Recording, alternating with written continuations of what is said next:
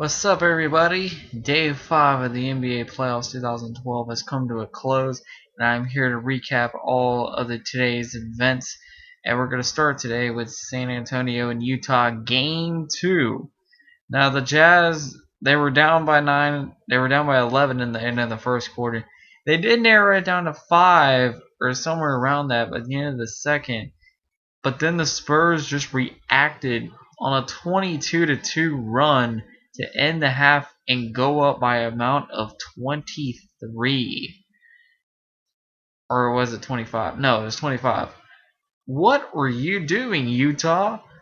You show no promise at all. You could at least kept it within 10, but I'm starting to think you don't even belong in the playoffs, man. I'm wondering how you even got the 8th seed in the first place, because that was pathetic. And it didn't get any better from there because the Spurs outscored them in the third quarter by at least 9 points, which pushed it about to a 30-point lead. And it ended up with a final count of 114-83, San Antonio over Utah as they take a 2-0 series lead. And the highest scorer on the Spurs was Tony Parker at 18 points. But that's just not all. Take a look at all the other double-digit guys. They had Kawhi Leonard at 17. They had Daniel Green at 13. Tim Duncan only had 12 points. Boris Diaw had 11, as well as Gary Neal. And DeJuan Blair had 10 points. So that gives you 7 people in double digits. Meanwhile, on Utah's side, you only had 2 people in double digits. And both of those guys, Josh Howard and Al Jefferson, had 10 points apiece. It was a slaughter fest, yo. A slaughter fest.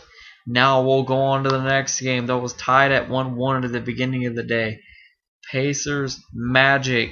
Pacers took control of the game in the first quarter and never looked back. They were up by 23-14 at the end of one. Magic cut it down to a 4-point deficit at the end of the half, but just like in Game 2, the Pacers dominated the third quarter, outscoring the Magic 32-17, and it was never a game again. Danny Granger took this game over among Roy Hibbert, George Hill, and others. But really, Danny Granger was the player of this game with 26 points, 9 rebounds. He took command and took home court advantage back in this series as the Pacers would dominate on a count of 97-74. Now we'll go to the last game of the night, the Clippers and the Grizzlies. Everyone wondered how would the Grizzlies respond from giving up a fourth quarter deficit. Well, the first quarter didn't start out too well. They started a little slow. They were down by 3 at the beginning, but they rebounded in the second quarter. They took a 4-point lead by halftime, pretty much led by Rudy Gay and Randolph. But the second half, and even in the second half of the third quarter, this game was really close all the way through. The Clippers were trying to take 2 away from Memphis and take the life out of them in this early going of the series. But the Grizzlies show heart and determination, and they refused to give up another monumental collapse. And they would end up tying this series on a count of 105-98. And as you can see, Chris Paul's 29 points, 3 rebounds, 6 assists, and 5 steals wasn't enough on this day, as the Grizzlies had a collaborative effort from Rudy Gay with 21 points, Conley with 19, O.J. Mayo with 20, and Zach Randolph with 15 points, 8 rebounds. And it was just that kind of day, as 2 home teams won and 1 road team won. Now let's get down to the rewards. The game of the day, I'm going to have to say the Clippers and Grizzlies, only because it was the only close-ish game of the day. And it was really a 7-point game, but it was still pretty close all the way through. It took the Grizzlies the final moments of the game to really pull loose on this one.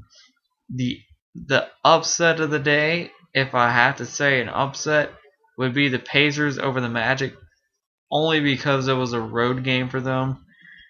And the Magic were at home, and they're pretty dominant at home. Last time I realized. So, props to the Pacers for pulling the upset of the day. The disappointment of the day I'm gonna say the Orlando Magic. And you want to know why? Because they were at home court. They had home court today. They had a chance to go up 2-1 at home. They had a chance to rebound from their dreadful second half performance of game 2, and they failed to do so, starting from the opening quarter when the Pacers just punched them in the mouth, and the Magic just never recovered from there. So, and that's all I have to say about that. Now, the player of the day is, I'm going to say, Danny Granger. 26 points, 9 rebounds, 3 assists, 2 steals, and led his team to a W on the road. So that was a good statistic from him. And the Pacers really needed every bit of that performance, and well, really they didn't, but because the Pacers as a team dominated the Magic as a whole.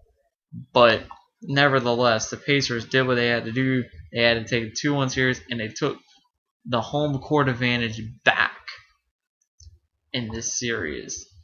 And that about does it for Day 5 in the NBA playoffs recap.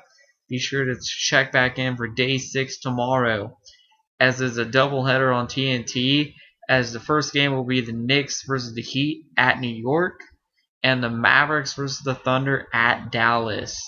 Can the Knicks overcome not having Mari Stoudemire and take Game 3?